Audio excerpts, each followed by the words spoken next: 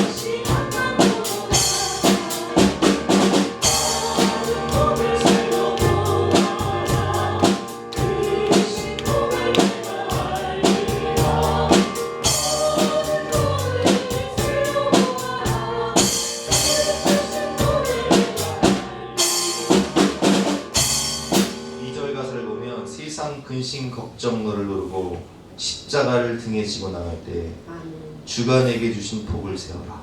두려움없이 항상 찬송하리라. 여러분 걱정거리를 세지 말고 하나님이 주신 복을, 하나님이 주신 은혜를 세워보시기 바랍니다. 그러면 기쁨이 넘치고 소망이 넘치고 감사가 넘치고 행복이 넘치는 것입니다.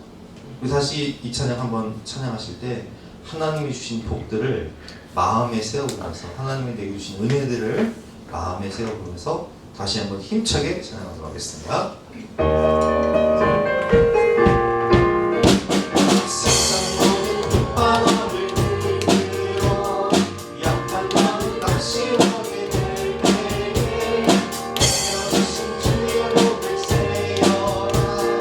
주의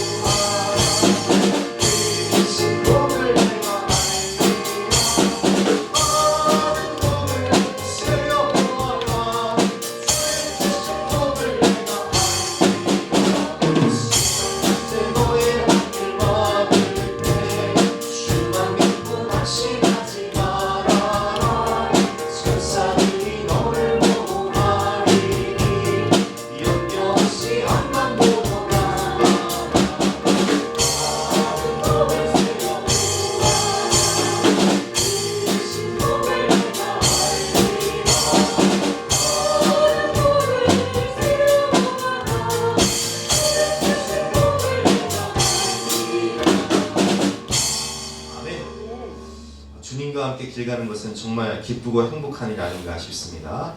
430장 주와 같이 길 가는 것, 힘차게 기쁜 마음으로 찬양하도록 하겠습니다.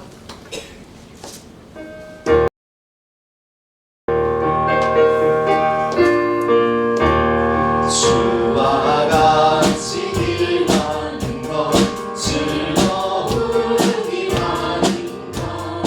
우리 주님 걸어가신 발자취를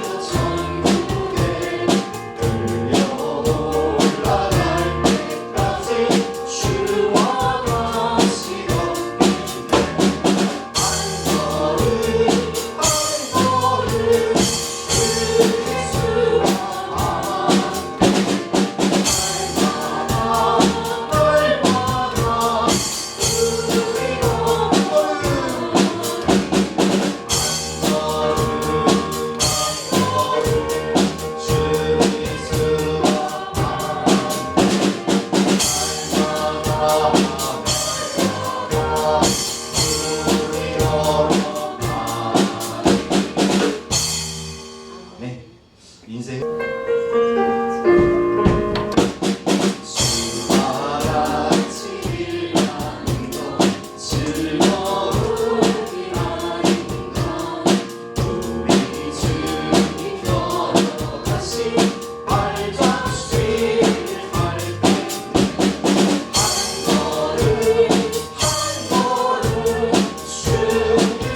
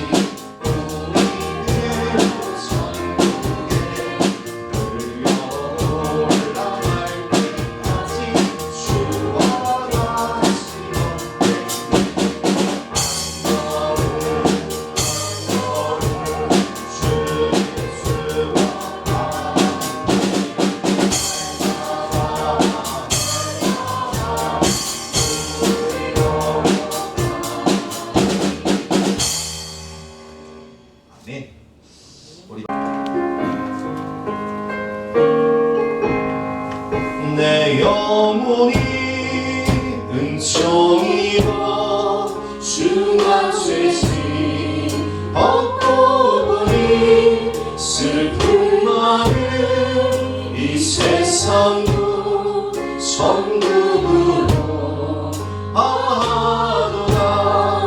할렐루야 찬양하세. 내 모든 죄 사함받고 주 예수와 동행하니 그 어디나 하늘나라. 주의 얼굴 뵙기 전에 멀리 뵙고 하늘나라.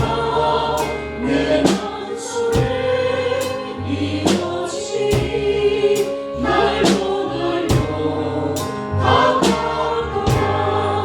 할렐루야 찬양하세. 내 모든 죄 사함받고 주 예수와 동행하니 그 어디나 하늘나라. 높은 산이 거친 들이 조각이나 은거리나 내 주 예수 모신 곳이 그 어디나 하늘나라. 할렐루야 찬양하세. 내 모든 죄 사함받고 주 예수와 동행하니 그 어디나. 높은 산이 거친 들이 높은 산이 거친 들이 조각이나 궁궐이나 내 주 예수 모신 곳이 그 어디나 하늘나라. 할렐루야 찬양하세. 내 모든 죄 사함받고 주 예수와 동행하니 그 어디나. 할렐루야 찬양하세. 할렐루야 찬양하세. 내 모든 죄 사함받고 주 예수와 동행하니 그 어디나 하늘나라. 아멘. 내 모든 죄 사함받고 주 예수와 동행하니 그 어디나 하늘나라. 오늘도 임하는 하늘나라를 경험하시는 저와 여러분 되시기 바랍니다. 기도하고 말씀 보도록 하겠습니다. 하나님, 이렇게 눈이 많이 와서 길이 미끄럽고 또 날씨도 어둡고 추운 날씨지만 주님을 향한 뜨거운 사랑을 주체할 수 없어 우리 하나님을 만나기 위해서 이 자리에 왔습니다. 하나님, 이 시간 주님의 백성들에게 성령의 기름을 부어주시고 하늘 문을 여시사 위로부터 내려오는 참 은혜와 평강과 사랑을 넘치도록 부어 주시옵소서. 또 생명의 말씀, 소망의 말씀을 듣습니다. 이 말씀을 통하여 우리가 하나님의 뜻을 깨닫고 감사함으로 기쁨 가운데 소망 가운데 살아갈 수 있도록 도와주시고 영적 전쟁에 승리할 수 있도록 축복하여 주시옵소서. 감사드리며 예수 그리스도 이름으로 기도드렸사옵나이다. 아멘. 오늘 우리에게 주신 말씀은 창세기 50장 20절 말씀입니다.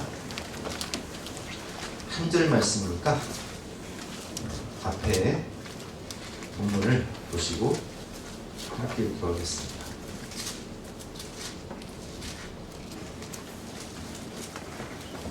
창세기 50장 20절 시작. 당신들은 나를 행하려 했으나 하나님은 그것을 선으로 바꾸사 오늘과 같이 많은 백성의 생명을 구원하게 하셨나니. 아멘. 오늘은 요셉 세 번째 인물 탐구 요셉에 대해서 함께 볼 텐데요. 요셉의 특징은 진정으로 형통한 사람. 더 정확히 말하면 하나님과 동행함으로 형통한 사람. 성경이 그렇게 표현하고 있습니다. 그가 하나님과 동행함으로 어딜 가든지 형통하였더라. 하나님과 동행하는 것이 형통입니다. 요셉은 근데 출생이 참 가정이 참 복잡했어요. 야곱이 저 외삼촌 봤던 나라로 갔을 때 외삼촌이 둘째 딸을 사랑해서 첫째 딸은 레아고 또 둘째 딸은 라헬이었는데 라헬을 사랑해서 라헬과 결혼하기 위해서 7년을 하루같이 일을 하지 않습니까? 그래서 이제 결혼식을 마치고 술 취한 가운데 딱 첫날 밤 보내고 나니까 이게 웬일이에요? 라헬이 아니라 레아를 준 거예요. 외삼촌이 이제 조카를 속인 거죠. 그래서 우리 지방에서는 동생을 먼저 씹어낸 경우가 없다. 그래서 네가 7년을 더 고생하면 내가 동생도 주겠다. 그래서 부인이 레아, 라헬 그리고 그들의 몸종이었던 비라와 실바까지 4명이 이제 생긴단 말이에요. 근데 이제 레아가 6명의 자녀를 낳고 라헬이 2명의 자녀를 낳고 비라, 실바 2명씩 자녀를 낳는데 야곱이 가장 사랑했던 게 누구냐면은 라헬이란 말이에요. 근데 이 라헬이 고향 땅으로 돌아오는 과정 가운데 베냐민을 낳다가 이제 출산하는 과정 가운데 죽어요. 그 사랑하는 부인을 잃고 요셉과 베냐민을 볼 때마다 그 부인 생각이 나니까 또 엄마 없이 자란 아이들이 애틋하니까 11번째 아들이었던 요셉에게 채색옷을 입혀요. 근데 이 채색옷은요 아무나 입는 옷이 아니라 이 채색옷은 장자가 입는 옷이란 말이에요. 그러니까 형들 입장에서는 아니 우리가 지금 저 11번째 저 꼬레비가 채색옷을 입고 장자의 옷을 입고 막 아버지가 맨날 그냥 요셉이 베냐민만 막 사랑하니까 열 받아 안 받아 열 받는단 말이에요. 편애를 하니까. 그래서 요셉은 부당한 고난을 받아요. 형들의 시기 때문에. 요셉은 하나님의 음성, 요셉은 부당한 고난을 당한 사람이었습니다. 그가 겪은 고난은 그의 불의와 상관이 없습니다. 불의가 좀 있긴 있었어요. 왜냐면 좀 까불었어요. 꿈을 꾼 다음에 그 좀 안 해야 될 말을 하잖아요. 해와 달과 11별이 당신의 별들이 내 별에 절하더이다. 당신의 곡식단들이 내 곡식단에 절하더이다. 아이고 뭐 그 쓸데없는 말을 했을까. 잘난 체를 좀 했어요. 그래서 형들이 좀 열받아 있는 상태에 기름을 부은 거죠. 한마디로. 아버지 야곱의 편애를 받던 요셉은 형들에 의해 구덩이에 던져집니다.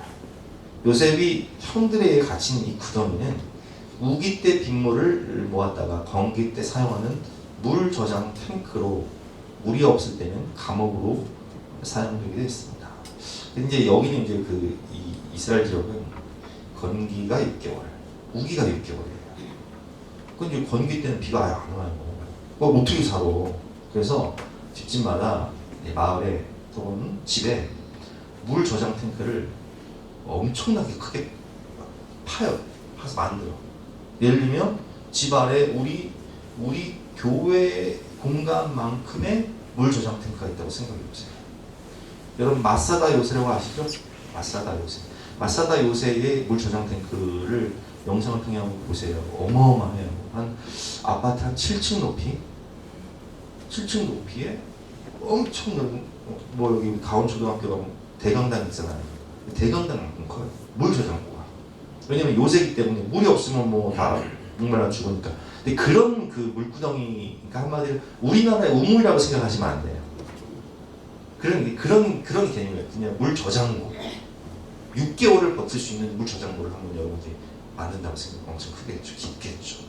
빠지면 못 나오는 거예요. 누가 줄을 내려주지 않는 이상은 못 나오는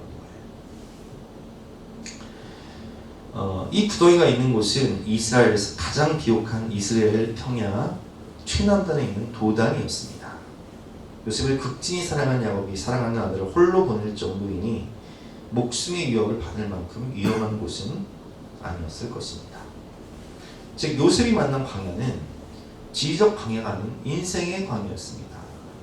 요셉은 아버지의 사랑으로 자랐으나 그 때문에 오히려 애굽의 노예가 됩니다. 그래서 형들이 이제 열받아가지고 요셉을 죽일까 하다가 아유 죽이느니 우리가 동생 죽여서 뭐하냐, 노예로 팔아버리면 돈도 없고 얘도 살고 우리가 살인 안 해도 되고 해서 은 20을 판단 말이에요.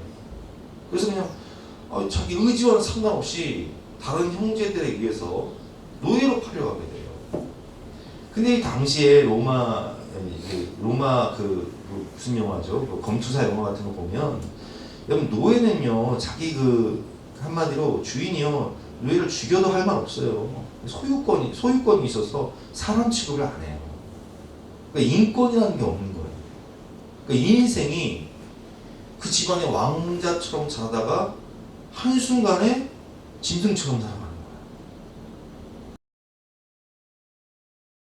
거예요. 다행히 이제 애굽의 군대 장관이었던 보디발 장군의 집에 노예로 팔려가죠. 근데 거기서 이제 워낙 요셉은 총명하고 또 성실하기 때문에 무슨 일을 하든지 죽게 하듯 했기 때문에 뭐 300명 이상의 노예가 있었지만 거기서 가정 총무로 이제 야 네가 진실하고 성실하니까 네가 다 알아서 관할해라. 그 인정을 받는단 말이에요. 근데 문제가 뭐예요? 너무 잘생겼어. 너무 매력적이야. 그래서 보디발 장군의 아내가 요셉을 유혹하잖아요. 근데 그 유혹을 뿌리쳐서 누명을 쓰고 감옥에 간단 말이에요. 아무런 죄가 없이 억울하게. 노예는 스스로의 힘으로는 절대 자유로워질 수 없는 존재입니다. 요셉은 자신의 의지와는 무관하게 제대로 구덩이에 들어가게 됩니다. 애굽에서도 성실했던 요셉은 보디발의 집에서 주인에게 인정을 받습니다. 그러나 이번에도 자신의 의지와 상관없이 주인의 아내를 겁탈하려 했다는 누명을 쓰고 억울하게 감옥에 갇히지 않습니까? 요셉은 이 감옥에서 바로의 꿈을 풀어내고 그리고 끝내 애굽의 총리의 자리에 오르게 되죠. 그러나 요셉의 이야기는 개인의 성공 스토리가 아닙니다. 노예가 그 세계를 제패한 이집트 제국의 총리가 되었다, 이런 개인의 성공 스토리가 아니에요. 성경이 말씀하신 건 뭐냐, 총리가 된 일은 서론에 불과할 뿐 진정한 이야기는 이제부터 시작됩니다. 하나님은 요셉을 통해 이스라엘을 가뭄에서 구원하십니다. 근데 이 정확히 말하면 이 책자는 이스라엘을 가뭄에서 구원하신다 되어 있지만 요셉의 이름이 4분의 바네아, 그러니까 애굽 이름이 4분의 바네아예요. 근데 이 4분의 바네아라는 뜻은 세계 구원이라는 뜻이에요. 왜냐면 당시에 이집트 일대 모든 나라들이 7년 풍년, 7년 흉년이 왔단 말이에요. 그러니까 이스라엘에서도 복식을 구하기 위해서 형들이 갔던 것처럼 그 세계적인 가뭄을 통해서 뭐 세계의 사람들이 다 죽을 판이에요. 근데 요셉이 지혜를 발휘해서 7년 풍년 동안 복식을 저장하지 않습니까? 그래서 그 주변의 모든 나라를 살려요. 근데 거기서 끝나지 않고 이 구속사의 관점으로 보면 요셉 때문에 야곱의 그 아들들 12명의 아들과 70명의 가족들이 이제 이스라엘에서 이집트 고센 땅으로 정착한단 말이에요. 근데 이 고센 땅이 마치 이 미숙아가 인큐베이터 안에서 자라듯이 70명에 불과했던 야곱의 집안 사람들이 430년 만에 200만 명이 넘는 민족으로 거듭나게 하는 구속사적인 다리 역할을 하는 게 요셉의 역할이었어요. 성경이 하나님의 뜻이었죠. 그래서 하나님의 인류 구원, 구속사를 이루기 위한 다리 역할을 하는 게 요셉의 핵심이었죠. 개인의 성공이 중요한 게, 이게 총리가 됐다는 게 중요한 것이 아니라 총리가 되어서 세계를 구원하고 하나님의 구속사를 이뤘다. 이게 중요한 거예요. 요셉은 자신의 노력으로 총리가 된 것이 아닙니다. 그에게 일어난 모든 일은 하나님의 계획이었습니다. 요셉의 이야기를 보며 우리 꿈의 성취가 아니라 하나님 언약의 성취를 볼 수 있어야 성경을 제대로 이해하는 것입니다. 창세기 15장에 하나님께서 아브라함에게 말씀하시잖아요. 하늘의 별을 보아라, 바다의 모래알을 보아라. 내가 이 많은 믿음의 자손들을 너에게 줄 것이다. 동서남북을 바라봐. 이 땅을 너에게 줄 것이다.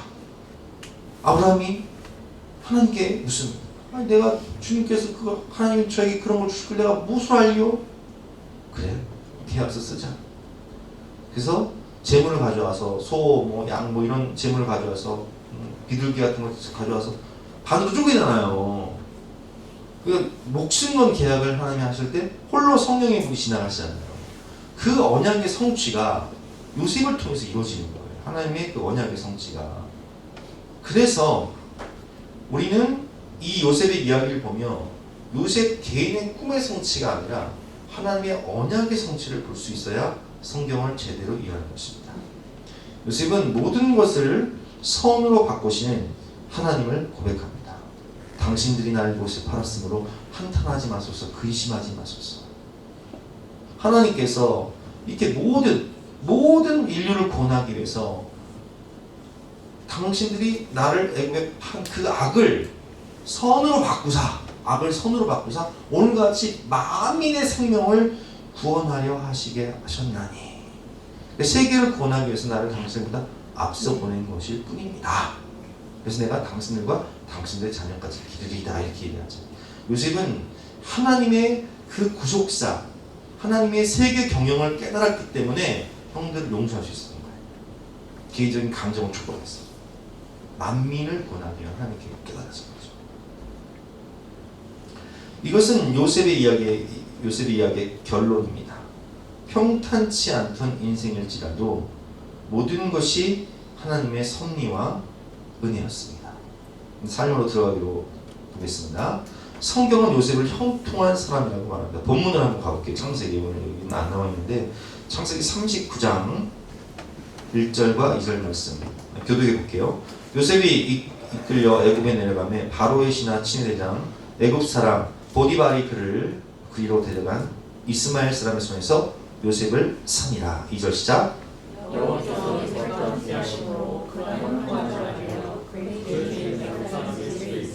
자 보세요 여러분. 여호와께서 요셉과 함께 하심으로 그가 형통한 자다. 왜 형통하다고요? 하나님이 함께 하시기 때문에. 하나님이 그의 인생을 붙잡고 계신다는 거예요. 비록 노예가 됐지만 형들에 의해서 억울하게 참 어이없이 노예가 됐지만 하나님이 함께 하신다는 거예요. 3절 말씀들 읽어보겠습니다. 시작.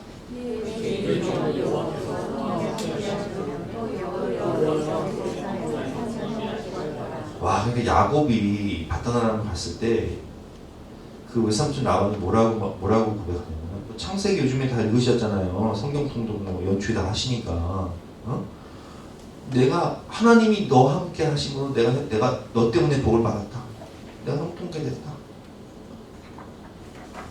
라반이 그렇게 고백을 해요. 왜냐면 야곱이 가기 전에는 별 볼 일 없는 그저 그런 사람이었는데 야곱이 가서 막 소떼와 양떼가 늘어나기 시작하는데 야곱 때문에 막 복을 받으니까. 근데 마찬가지인 거예요. 요셉이 하나님과 함께 하니까 그 주인이 보는 거예요. 야, 저 복덩어리가 왔네.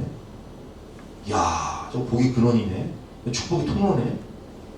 저 맡기면 다 자라네. 하나님이 함께 하시게 돼요. 그리고 같은 창세기 39장인데요. 이제 감옥에 갔어요. 유혹을 뿌리쳐서 감옥에 갔단 말이에요. 근데 21절에 보니까 또 이런 말씀이 있습니다. 같이 읽어보겠습니다. 시작. 여호와께서 요셉과 함께 하시고 그에게 인자를 더하사 간수장에게 은혜를 받게 하시고 23절입니다. 빨간 글씨만 시작. 여호와께서 요셉과 함께 하시니라. 여호와께서 그를 범사에 형통하게 하셨다. 여러분 무엇이 형통이라고요? 하나님과 함께하는 것이 형통입니다. 하나님이 우리의 손을 붙잡고 주와 같이 들어갈 때 주께서 우리 인생을 다스리고 통치할 때 우리 인생이 형통인 거예요. 그래서 오늘 이 책을 보면요. 하지만 요셉이 형통했던 곳은 세상의 기대와 달리 노예로 팔려간 곳이었고 감옥 속이었습니다. 형통의 히브리어 찰라흐는 밟고 건너가다라는 뜻입니다. 징검다리 하죠. 징검다리. 디딤돌 아시죠? 디딤돌. 디딤돌과 같이 징검다리와 같이 밟고 건너가는 거예요. 내가 건널 수 없는 것을 건너가게 하고 내가 오를 수 없는 것을 오르게 하는 거예요.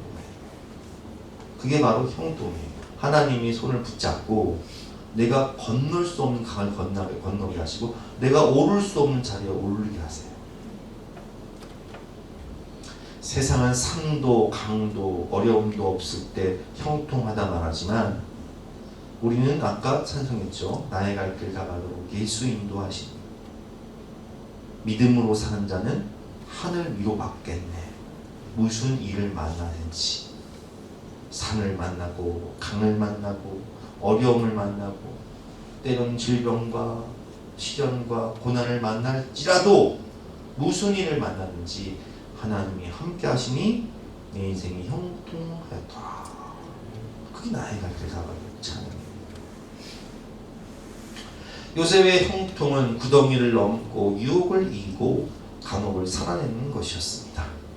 세상의 형통은 내가 원하는 것, 내 꿈이 성취되는 것이라면 신앙의 형통은 하나님의 뜻이 나를 통해 이루어지는 것, 나를 통해 하나님이 만민을 구원하고 나를 통해 세계를 구원하고 나를 통해 수많은 영혼을 구원하며 하나님의 나라가 확장되고 완성되어지는 것이 하나님이 우리에게 말씀하시는 형통의 의미예요.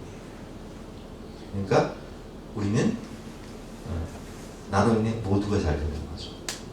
내가 복받고 우리 가족이 복받고 내가 예수 믿어 내가 구원받고 주 예수를 믿으라 그리하면 너와 내 집이 구원을 받으리라.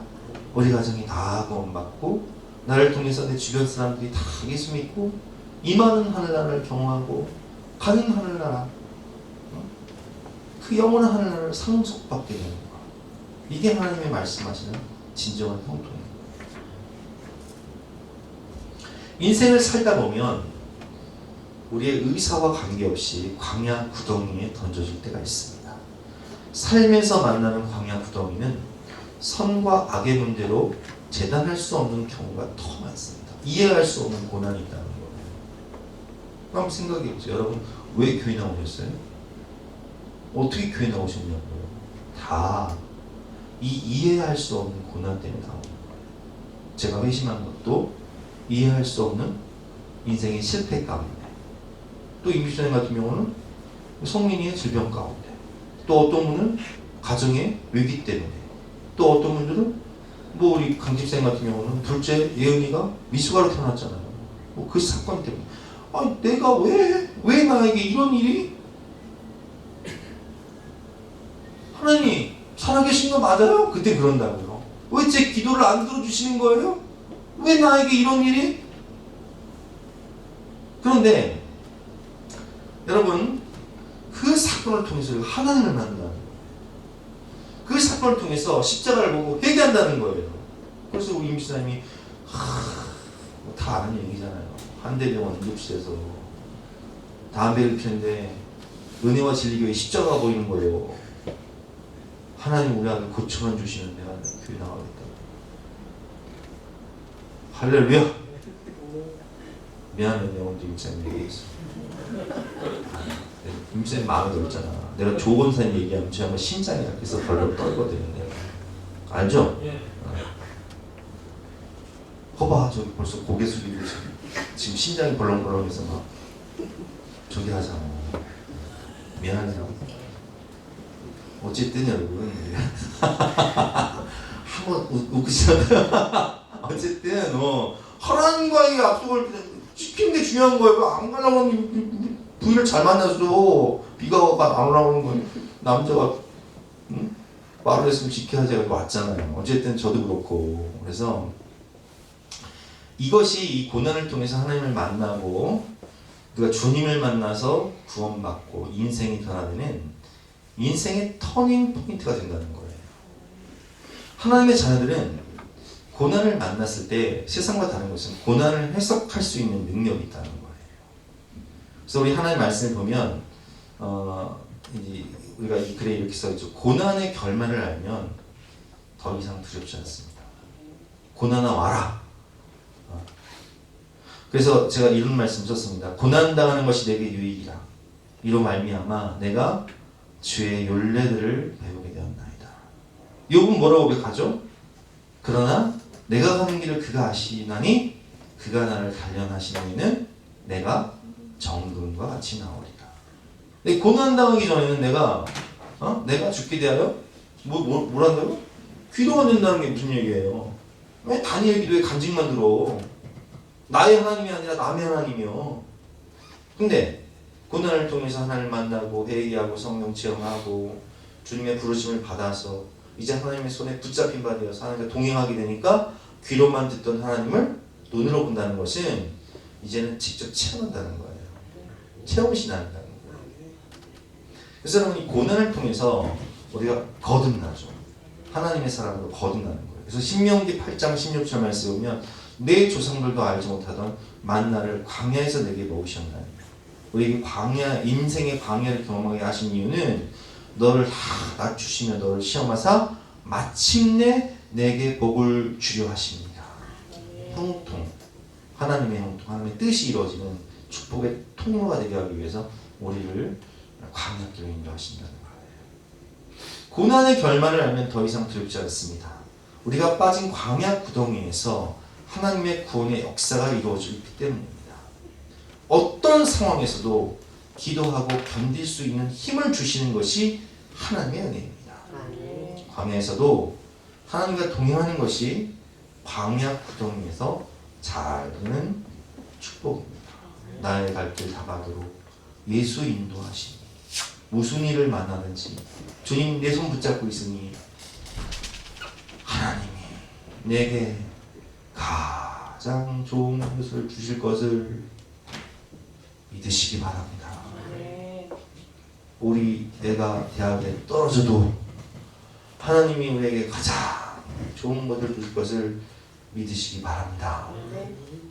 우리 애가 시련을 당해도 하나님이 더 좋은 믿음의 배우자를 주실 것을 믿으시기 바랍니다. 내가 사업에 실패해도 하나님이 내게 가장 좋은 것을 주실 것을 믿으시기 바랍니다. 이 모든 것은 저의 간증입니다. 돌이켜보니까 내가 떨어지고 내가 실패하고 내가 헤어지고 그때는 괴로워요. 힘들어. 초라해. 근데 하나님은 살아계셔서 내 손을 붙잡고 아니야. 내가 너에게 더 좋은 거 줄게. 가장 좋은 길로 인도해 줄게. 그래서 인생 광야를 인도하시는 거예요. 그래서 우리는 낙심하지 말 것은 우리가 항상 기도하고 낙심하지 말 것은 하나님이 가장 좋은 것을 주시는 것을 믿기 때문에. 그래서 우리는 절대 감사, 무조건 감사, 무한 감사. 그러면 나중에 깨닫게 돼. 아, 그래서 하나님이 거절하신 기도 감사. 내가 하나님을 만나 구원의 복을 받고 내 삶이 변화되어 축복의 통로, 구속사의 다리 역할을 하는 인생을 살게 하시기 위해서 하나님 우리에게 그 고난을 주셨다는 거예요. 믿음장으로 불리는 히브리서 11장은 요셉이 믿음으로 총리가 되었다고 말하지 않습니다. 다른 믿음의 영도를 이야기할 때도 믿음으로 잘되고 축복받고 성공했다고 말하지 않습니다. 믿음의 선지는 하나님과 동행하며 하나님의 은혜로 고난을 건너는 사람들입니다. 세상의 풍요가 아닌 하늘나라 본향을 바라보며 산 이들을 성경은 믿음장에 기록하고 있죠. 그래서 그 믿음장에 나오는 말씀들을 보세요. 그들은 카타콤, 고난, 핍박, 환난, 순교. 그럼에도 불구하고 믿음을 지킨 오직 예수만 바라보았던 그 믿음의 모습들. 우리 인생에 찾아오는 환난, 곤고, 박해, 기근, 적심, 위험, 칼 등 어떤 것도 우리를 하나님의 사랑에서 끊을 수 없습니다. 하나님은 우리를 사랑하시기 때문에 가장 좋은 것을 주시는 분이심을 믿어야 합니다. 고난 중에도 우리를 붙잡아 주시는 하나님의 손을 마주 잡는다면 모든 것을 선으로 바꾸시는 하나님을 보게 될 것입니다. 그래서 오늘 이번 주 월요일에 김병삼 목사님이 그 예화를 하시면서 유석경 전사님 예화를 했어요. 그분이 그 아주 정말 사랑하는 개가 있었는데 개가 아픈 거예요. 그래서 이 개를 살리기 위해서 이 개의 값어치는 얼마 안 돼. 뭐 몇십만 원밖에 안 돼. 근데 엄청난 돈을 들여서 수술하는 거예요. 왜? 이 개를 살리기 위해서.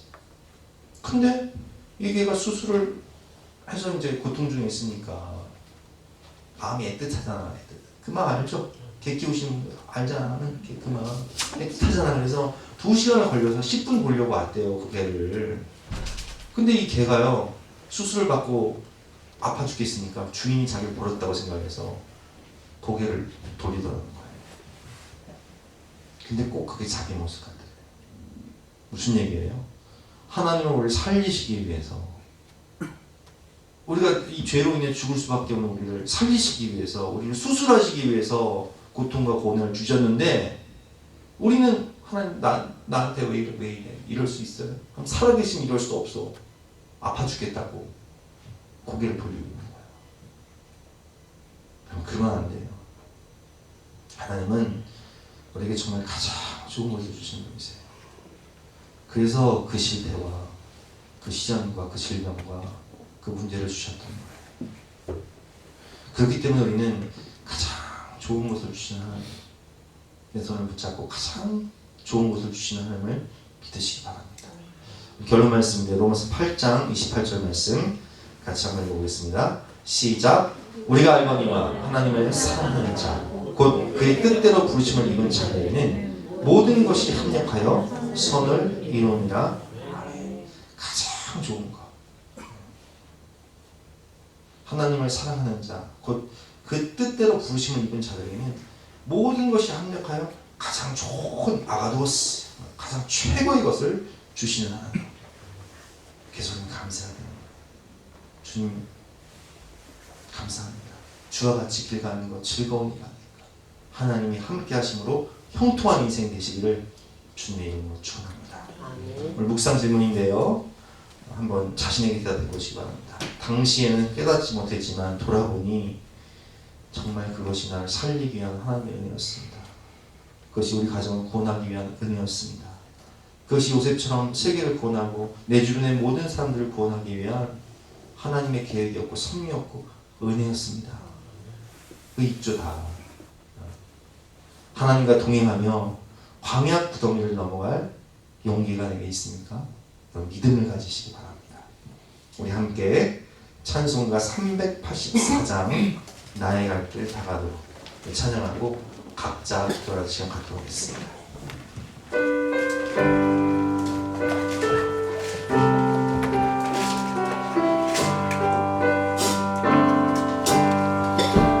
나의 갈 길 다가도록 예수 인도하시니 내 주 안에 있는 긍휼 어찌 의심하리요. 믿음으로 사는 자는 하늘 위로 받게 돼. 무슨 일을 만나든지 만사 넘고 가리라. 무슨 일